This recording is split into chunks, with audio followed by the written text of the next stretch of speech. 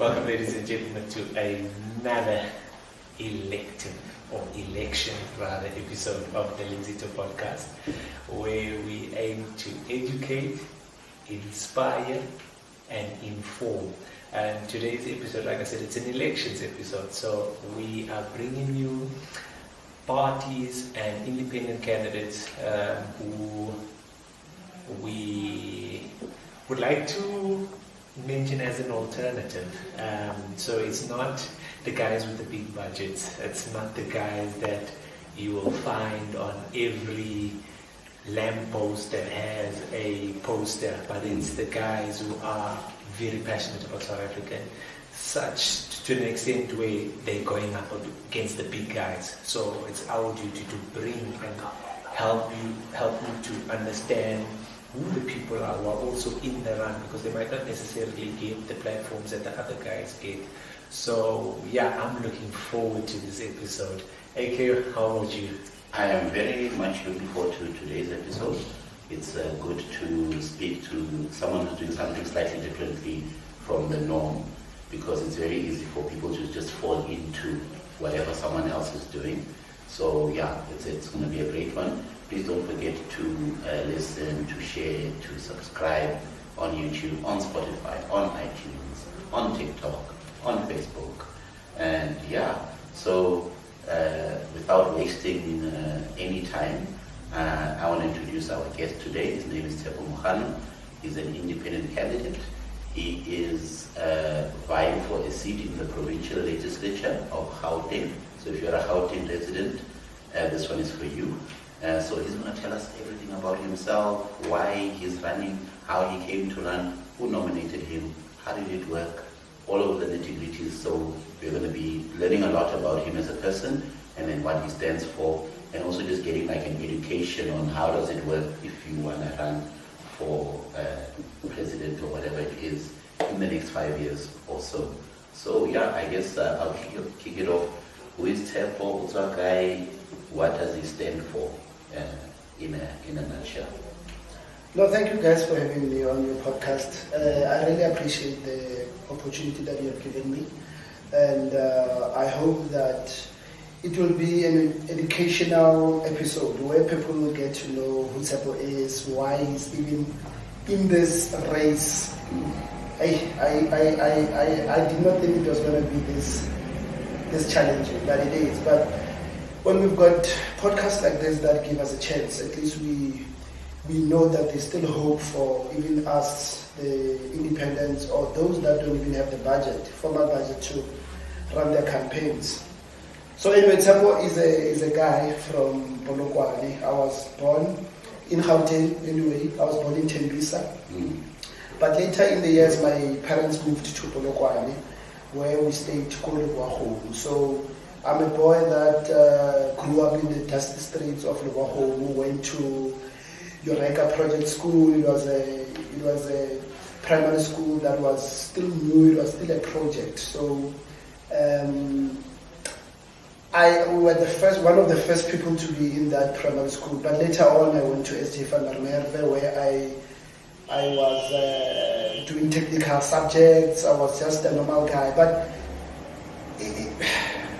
I later became a guy who was involved in the leadership structures of the school, where I would engage with our teachers on certain issues that will maybe bother kids at school, even though I was not a part of the SRC. So my first question is, born in Tembisa, obviously predominantly black, moved to Lebohong, obviously predominantly again Sepedi, and then via Van der Merwe there. Would that have been your first encounter of Afrikaans? Is that where you learned it? Was it a culture shock? Just take us through that, because it would have been in your formative years. Yeah, so Lebohong is a township that was in the apartheid days. It was run by a guy called Patubi. So Lebohong developed very early in the apartheid time. So we Liverpool had one of the first malls that was there in South Africa was actually built in Liverpool. It's a very weird looking structure, but it looks like a mall of that time. So S.J. van der Merwe was a guy that loved Liverpool, wanted to invest in Liverpool. So he built a school there, a technical school, because he wanted to promote more on the technical field where people can actually do things for themselves. You understand? So it was a culture shock in the beginning, but when we arrived there was only black kids. So the only white lady was there was colored. We knew colored as white at that time. So I can say she was the only white lady that was at school. But come to think of it, even in my primary days, there was Miss Williams. She was also colored. She used to teach us Afrikaans. So I did Afrikaans in both primary and high school, but don't ask me anything in Afrikaans. I think you'll be... Just let me explain to those who are asking themselves, so if you work today, it's in a municipality called Gauteng in the Capricorn district in Limpopo. Exactly. So yeah. Yeah. Just in case you were wondering, what are we talking about? Where is this animal coming from? All right. So you mentioned the technicalities a lot. Was your entire high school how can I put it? Was your entire high school premised on technical stuff? What needs to be done with the hands? Things that require maths and physics. Was it science orientated? Was that the high school background that you come from? Yeah. It later became all-inclusive, where you get your commercial subject, where you get your science, your economic subject. But predominantly, the high school itself, it's a technical school. That's what we focus mostly on, mathematics and physical science. Even today, you'd find these trophies that are still being won by the current principal, Ms. Makapu, who's doing very well, a young principal, very energetic. She's winning trophies after trophy, both provincial and national. I think it helped me fit well into the military, because later in the years when I joined the military, I found myself still in the technical field, where I was dealing a lot with physics and maths, where I had to calculate in terms of support structure for the Air Force. So, yeah. So since you touched on it, I think it's a nice way for us to segue into it. When did you decide or discover that you had a passion for the military? Was it something that came from school, or was it an accidental pathway? Just briefly explain to us the journey from high school into the Air Force. Was it your first job after school?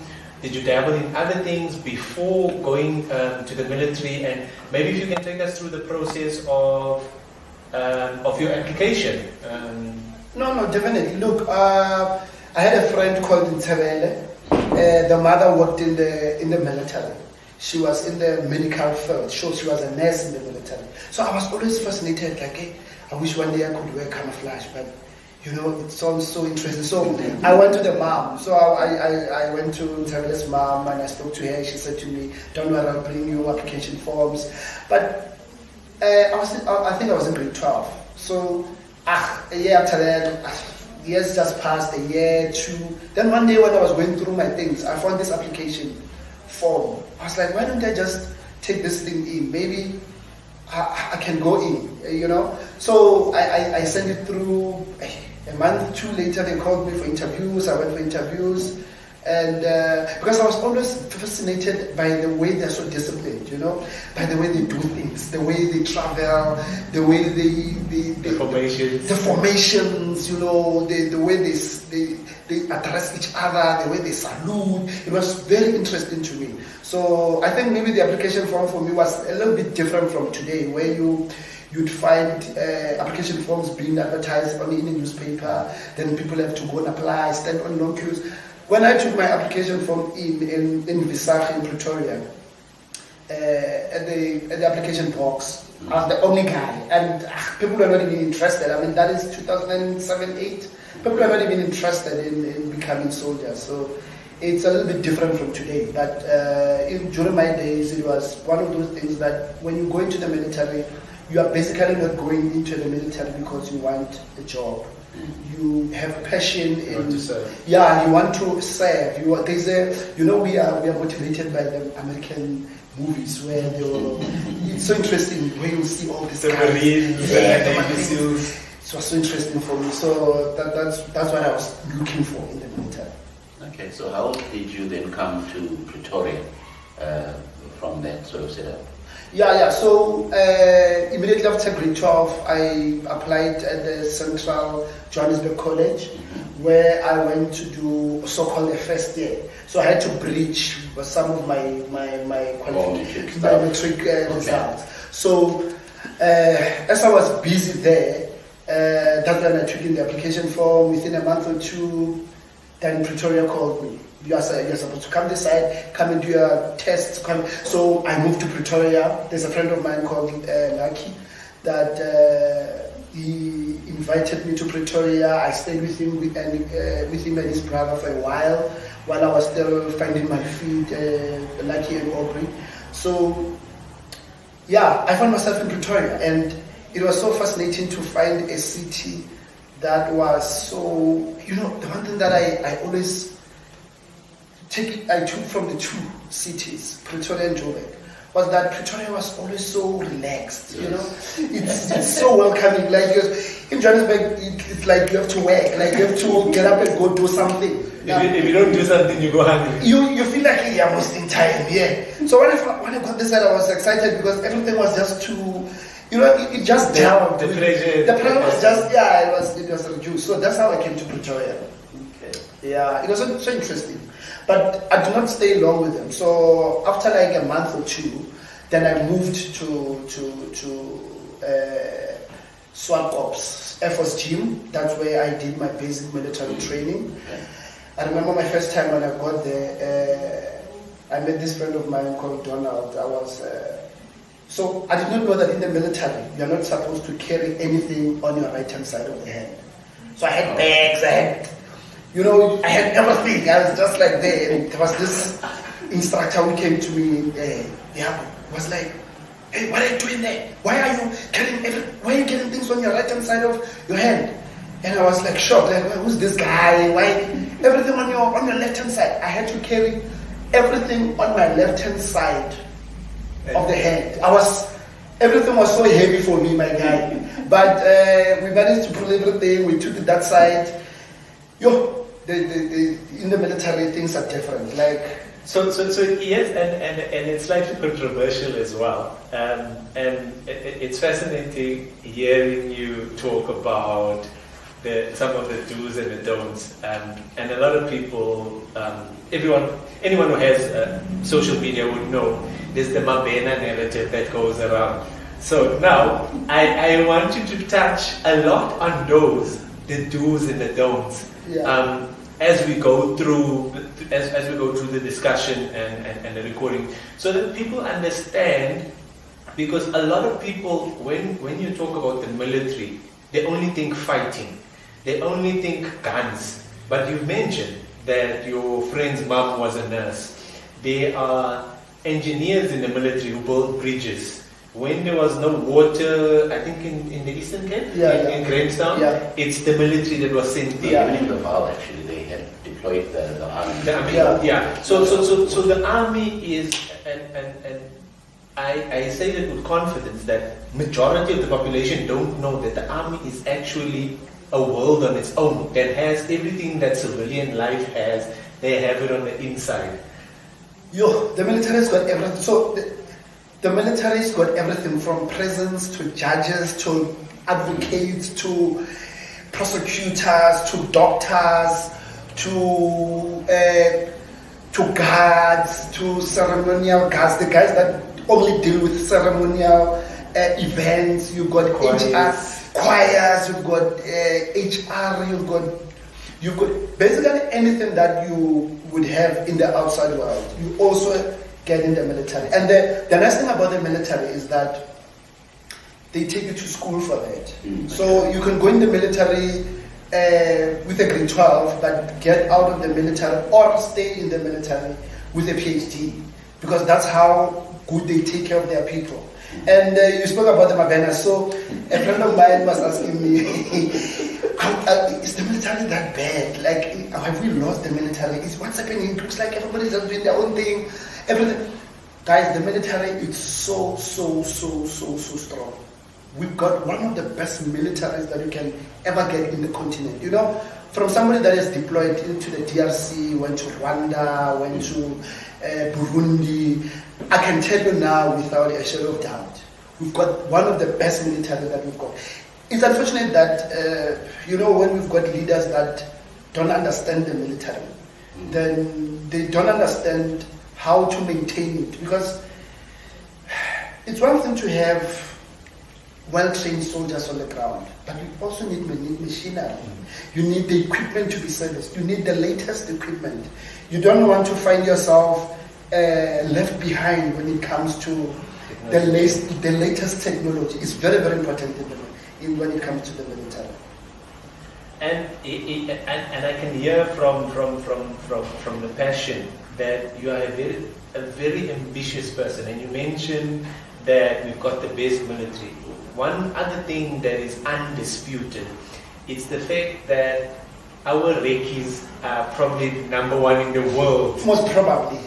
Did you ever, during your training or during your deployments, did you ever have this urge to say, one day I want to be a Rekki? I know some of the information pertaining to the Rekkis is secretive. Classified, yes.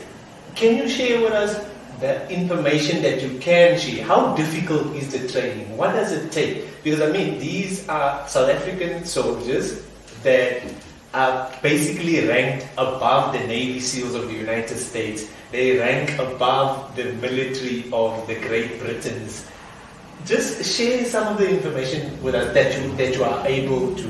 No, look, I'm going to give you a good example. When they recruit special forces, you'd get about 50 or 60 applications that went in. But the day they pass out, they can pass out only 5 people or 2. Yo. My man, there it's about skill. It's about being the best of the best that you can get in the special forces field. Those guys are so super. I remember one day we were in Congo, right? So in Congo there's a place called Beni.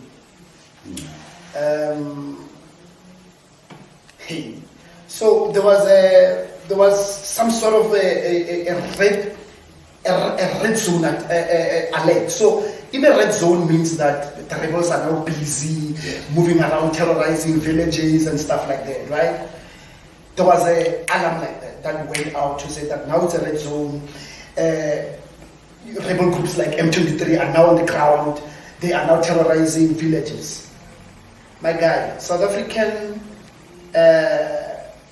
Oryx, not even a Rafale. I'm telling you about a normal helicopter came through with only one operative of the special forces from the South African Defence Force. I'm telling you now, we did not see such an evacuation that happened that day. Remember, one special force member in the military is equal to 1,000 men. So if there's 1,000 people in a camp, you need one special force operative to take care of that camp. He'll be the guy that makes sure that all the information is carried out well, all the training in the morning is done properly. Guys, you don't have a clue how lucky we are to be in South Africa. That is why it's important for young people to be involved and active in their society, because we are in charge of the future. The future is in our hands. When they say that, what they mean is today you've got an opportunity to create what you want to see in the future. Imagine you've got that kind of, if you had that kind of an ability. the ability to create the future. So it means that there's already an appointment with you and the future. It's up to you if you're going to make it to the appointment. And how it's going to look. And how that meeting is going to be like. So if young people don't get involved, we'll lose one of the best facilities that we have in this country. That is very important to me as somebody that comes from the military, because I know the capabilities of the military. I know the passion of the soldiers in the military. We just need to focus. Okay.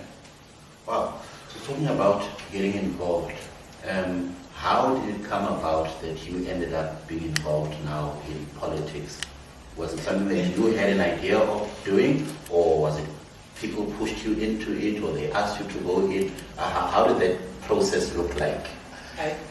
Sorry to interject there, Akani.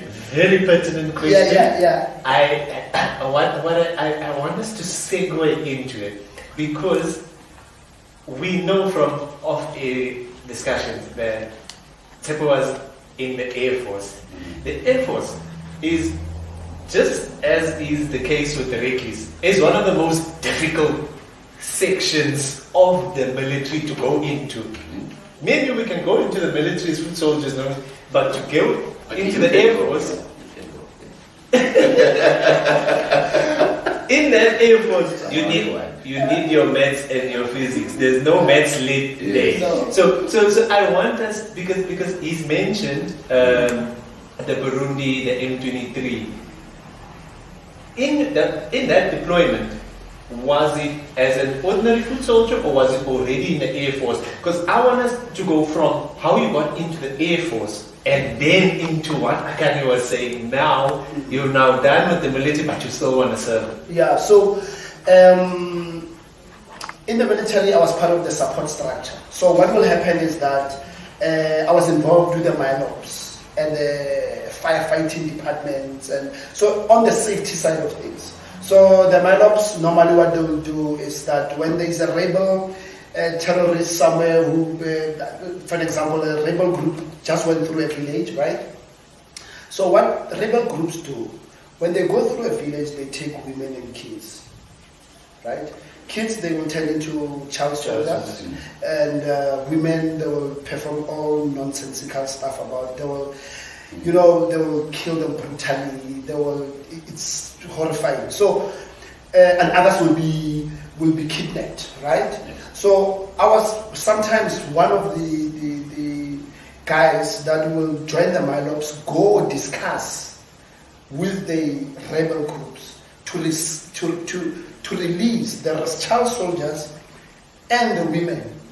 We bargain. We go to a bargaining conference. Negotiations. Yeah, so we do the negotiations with our team commanders and all that. So, so most of the time we would go there, we become successful because maybe the rebel group will need some food, they're starving there. I really don't know why they're doing that. But so sometimes we'll be successful, we'll get out of there with kids and we'll take the women for refuge. And the mission in the DRC is very important, and that is why South Africa is at the helm of it, because without South Africa there, even when you arrive in Congo, for just setting your foot in DRC, the people in DRC become very excited. Like they will be like, Sauda, you are here. That's where you appreciate the flag of South Africa. Like you feel like you are a Mother Teresa kind of a. People see hope when they see South Africa, because wherever South Africa builds its camp, then a village will come. Because they feel safer. Then they know that even though we are under UN, so we become United Nations agents, but for the mere fact that you are wearing a South African, they feel closer to you. They feel like they can speak to you. They feel like they can give you their problems. They just feel at home. That's how South Africa is very important in our continental deployments. And I've witnessed it firsthand, where I've seen hope in kids. And I've seen, there was one little girl who one day did not want to let go of one of my commander's leg. he did not want to let go at all. Like for an hour or so, it was just like she was crying so hard. But it's because she lost her parents, right? Yeah. When she saw the medic, she felt at home. So it's one of those things that really makes you be proud of being a South African. Sure. And how long was the process for you specifically in the military? Like how long were you in the military for? So I was in the Air Force for 8 years. Oh, okay. Yeah, so I was in the just 8 years. Then when I resigned from the military, I became a military veteran. Okay. So I'm now a military veteran, meaning that I'm part of the military veteran department, and I still get benefits from the military in terms of how doctors and all that, right? Because I've served outside the country, I've served in a couple of years inside. So I've went to important missions in our continent for me to actually even deserve that title of military veteran. So coming back to Akani's question, now as a military vet, and not an MK vet, No. not an MK party vet, a military vet. Yeah. How? Because I'm sure there's probably other soldiers as well that have served with you who have maybe resigned and are not doing anything. What was it that drove you or motivated you towards politics? What is that one aspect of society that literally you could not take anymore, to say, you know what, this is a call for me to go back and serve again, albeit in a different capacity? A soldier without political alignment or a political understanding, it's a very dangerous soldier. Okay. You don't need such soldiers. You need soldiers that are politically aligned with the situation, so that even though we are apolitics as the military, we serve the government of today. All the day. Yeah. So, but you have to be aware. So I grew up in. My dad is a taxi owner. They call them taxi bosses, right? So he was always involved in Lubago. He was always involved in advisory boards where they would call him and ask him for advice in politics. He would call the radio. He would complain about service delivery. He was just that nagging guy. He was just that mosquito that you want to kill now. You understand? So I think growing up around my dad a lot during that time planted a seed of one day becoming an activist. Because the minute I bought a house in Pretoria, I started becoming involved in my community. Okay. I started on the ground, like I started in the ward. I became a CPF member, Community Policing Forum, where I was doing patrols at night with my guys. We'd go nag the council about potholes, about speed humps. Now that's it. I'm that guy that, even my wife will tell you, because when my wife, it took her 5 years to actually say yes to me. 5 years. No, it's not even a joke. 5 years.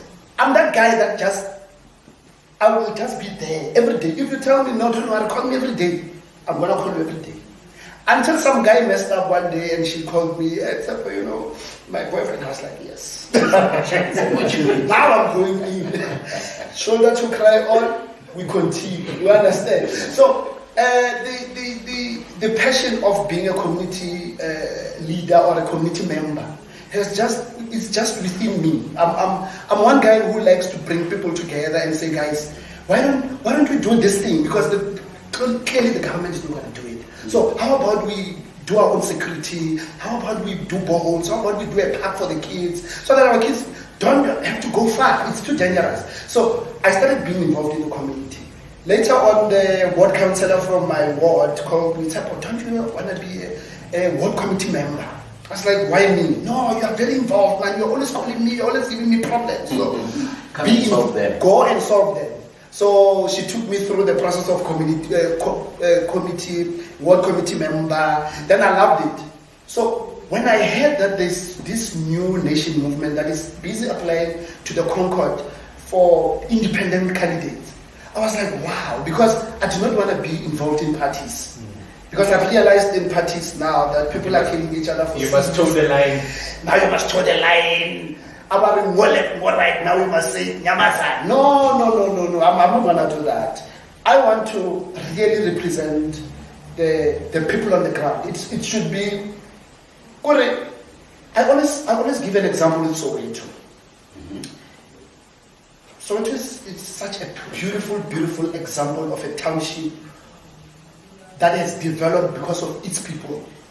So if you go to Soweto, most of the tourist attraction sites were built by people who were born in Soweto. True. So I always say to my community, why don't we make our place so attractive that people want to come and learn from us and how spend to their money. Exactly, and spend their money here. You understand? So I started, then later on became the chairperson of the body corporate in my estate, brought people together, and I decided, you know what, guys, now we are going for this thing. So later on in few months, last year around November, some of the community members came to me and said, you know, this thing of the nation movement, independent candidates can now qualify for 1,000 signatures, and they can now even get, they only need 15,000 rand. So why don't we gather money for you? Why don't we go look for signatures for you? As long as you're gonna do what you're doing here at a national level, go motivate for policies that will actually make communities free, that can make people actually do their own thing. And what kind of a policy am I talking about? I'm talking about a type of a policy in the Department of Agriculture. In the Department of Arts and Culture, rather. Where they will say, we see there's a podcast here in Linzito. You understand? We can see there's a podcast that is actually doing well. These guys are trying, they've got their own mics, they've got their own this, there's actually a milestone that they've actually traveled. As the department, we are now going to sponsor that podcast. I'm giving an example of a podcast because it's the new emerging thing in the 21st era. You understand? So our departments are left behind. They are caught napping. Like it's almost they are waiting for something to happen, then they grab onto it. Have you ever seen when you see a movie go at the cinema, then 10 years later it comes to SABC? They're like, yes. Morgan Freeman was old. He's not too old now. He does. You understand? So we are caught there. So hence I received that call to say go and represent us, and I said yes, I will do that. Okay. Hence I'm running this race now. Okay. So did you get your 1,000 signatures, and how easy was that, or how hard was it? Look, it was hard and easy at the same time, and I'll tell you why. It was hard because firstly people do not understand what this independent candidate is. People still today don't understand it. They think my political party's name is independent candidate. I'm like, no. An independent candidate is a guy that is a community leader that gets elected into a provincial or national legislature through the people, right? Going to represent the people with only one seat in parliament, but that person is directly accountable to the constituents. Like he reports that you are voting for my ID number, meaning that you can go and open a case for Tshepo at a police station to say, this is what I'm suspecting Tshepo is doing, there's proof. Yeah. I'm going to the public protector to open a case, not at a political party, but at a person. So I'm held personally responsible for anything. Isn't that giving back power to the people? It is, because there's nobody that is going to shield you. There's no motion of no confidence. Or close the ranks. Exactly. You can't do that when it comes to or investigations or speaking about the speaking. So or commission of inquiry. Yeah, we want to inquire into the inquiries of the questions and the... Or investigate the person who investigated you to find out why did they investigate you. It's sad, but we're laughing about it. Because that has become part of our DNA.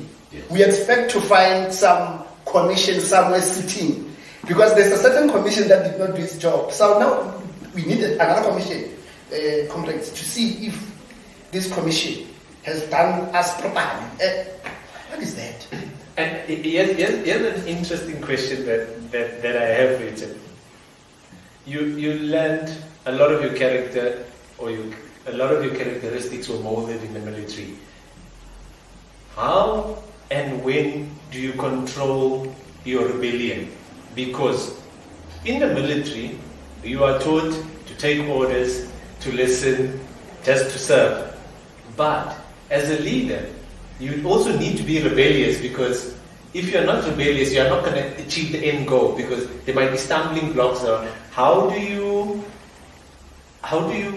maneuver between these different types of characteristics, knowing when to make a noise, knowing when to be quiet, knowing when to challenge things, and knowing when to accept it?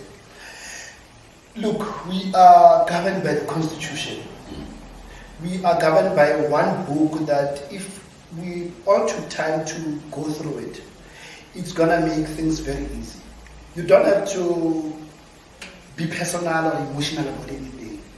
Just look at what the law says, how it must be applied, and if you find yourself to say, this law was not applied well, and it's not serving the interest of what it's intended to serve, then you've got a right to challenge it.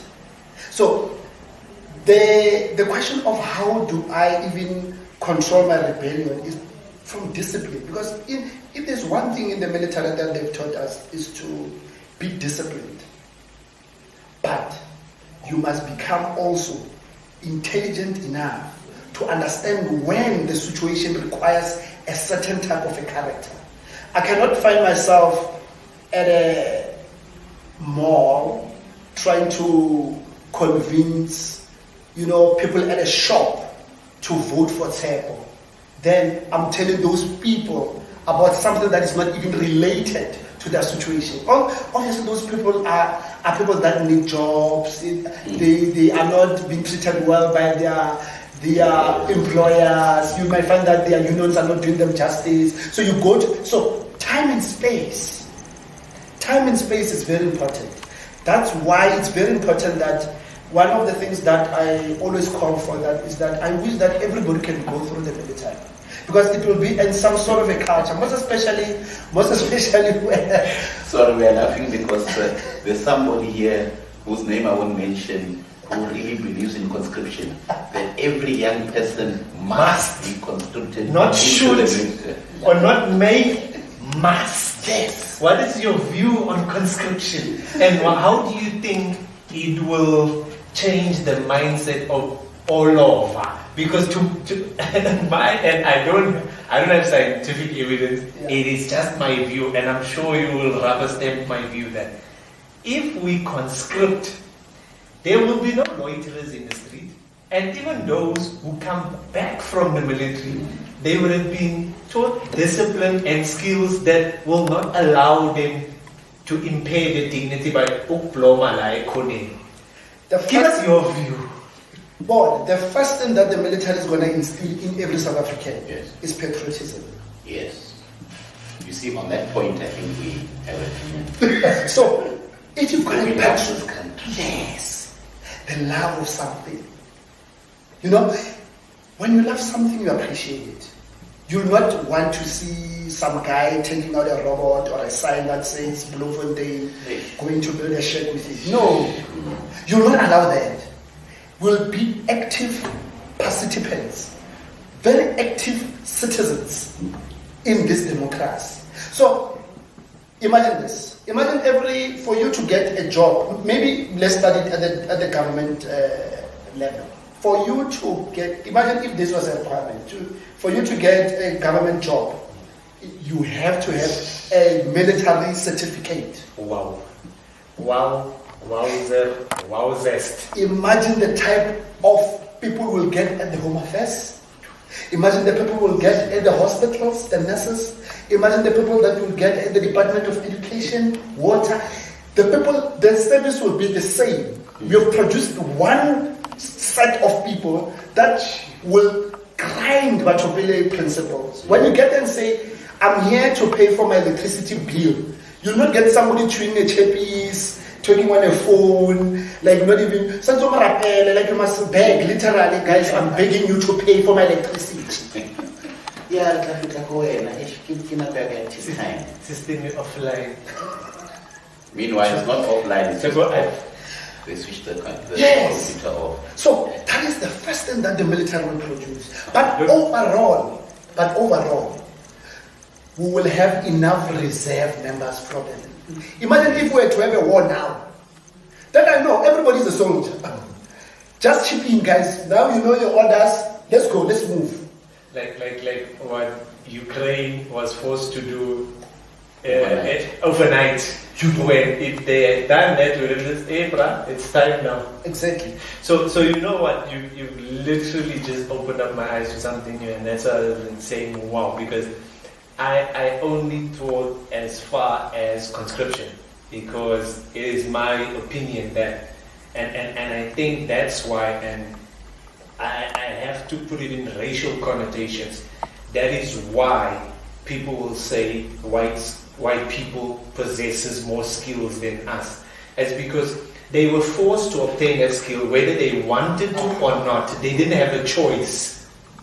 And that's why every middle-aged white man is able to build something with their hand or fix something that has been built.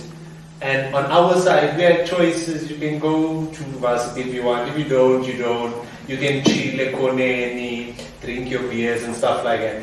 But what you brought in now to say that, you know what, that you're not just going to come in and be a director general because you are Mang Mang's girlfriend, or you are Mang Mang's side chick, or Mang Mang's cousin. You literally need to go through this thing that is conscription, meaning that we will only employ those who have served the country, because you can't benefit when you have not served. It then means that you are going to come benefit from a salary, and then you're going to still benefit from dirty dealings on the side, because we are very well aware that our government employees are selling our citizenship. That's the reason why some of the European countries, we need visas.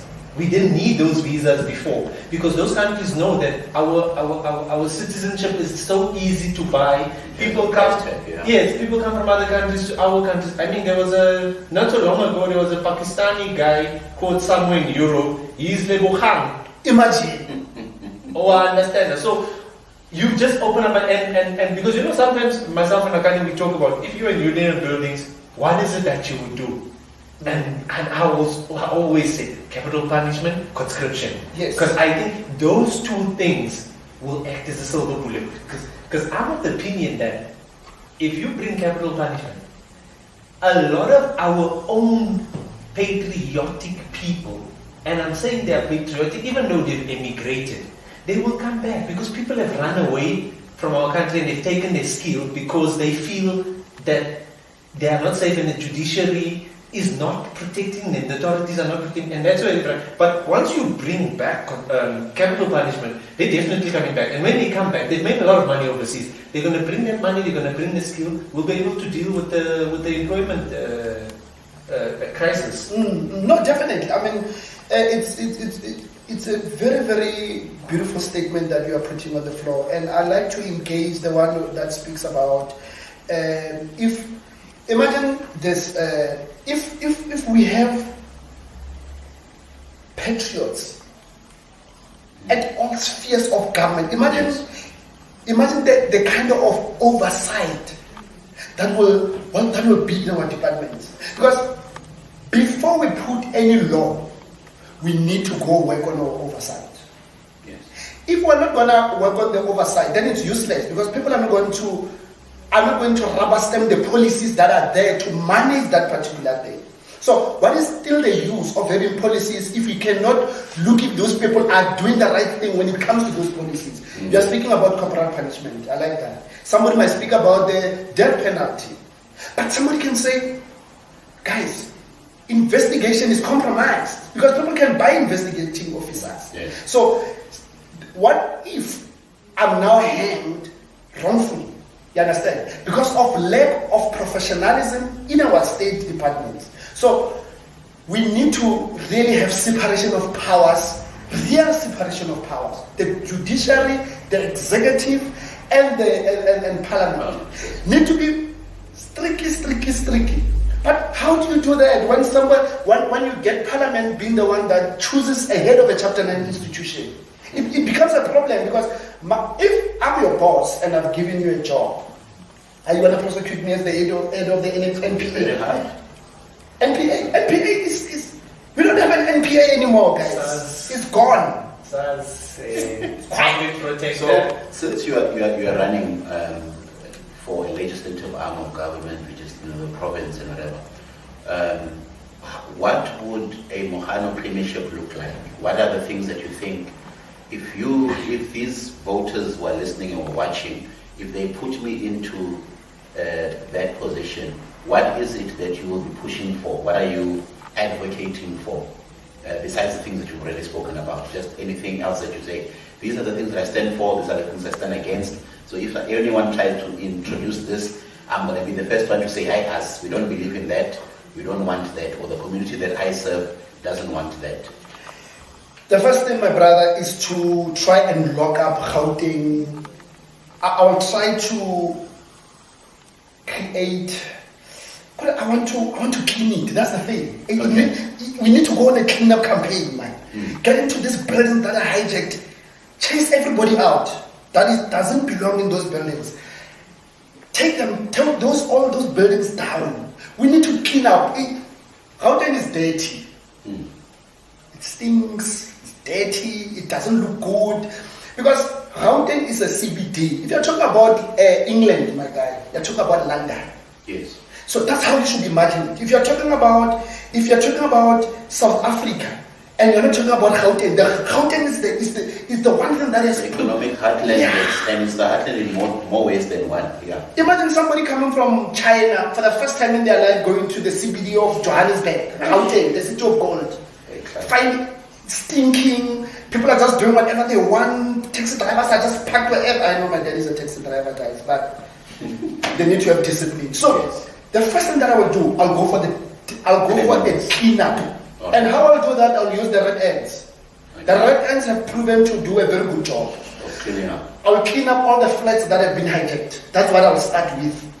But secondly, I'll try to build a culture of patriotism. So every person will be somehow, because as a politician, to be honest with you, it's funny I call myself a politician these days. Because I'm involved in politics. Yes. So, you are expected to know everything, which is wrong. Yes. I'll go get experts that will help me to actually try and make our population or our citizens in Gauteng become jealous of their surrounding. Like, let's stay in a flat. Yeah, you understand? Where I'll go look for methods and systems to put in Gauteng where people feel like today is just a cleanup campaign. Guys, my child, let's go to a park, clean up a bit and enjoy the park. I will try and build that culture. So here's one question, and it's a question that is going to expose some of the limitations that you're going to have. If you get in as the premier, there are certain powers that you have to do certain things within the province, but then there are certain powers that you don't have that will come from Pretoria. How are you going to work around, and you've mentioned the red ants, and we know the red ants are Bahlali, but how are you going to work around the NGOs that are going to come and attack you left, right and center? Look, I've been a chairperson of a body corporate, and I think that space has taught me a lot. One thing that space has taught me, and together with the discipline from my background, is that when you want things to happen, you must be a good persuader. Like people must buy into your vision. Yes. You understand? People must not find ways of fighting with your vision. No, people must buy into it. So I'll have an executive. Yes. I'll have MECs that I'll bring, and I'll love to have a multi-party MECs, where I'll get the best from every party, because we all have some contribution to give. Yeah, so I'll call them, sit them down, make them understand this vision. Go to the mayors, make them understand the vision that we want to put forward. They have the obligation. If you sell that vision correctly and it's bought nicely, they will just go and sell it to their people. And you know what? You will see a transforming society. It's done. It was done before. It was done before. I know, and I've got to believe that South Africans know the kind of South Africa they want. Imagine this. If I ask you now, what kind of South Africa do you want?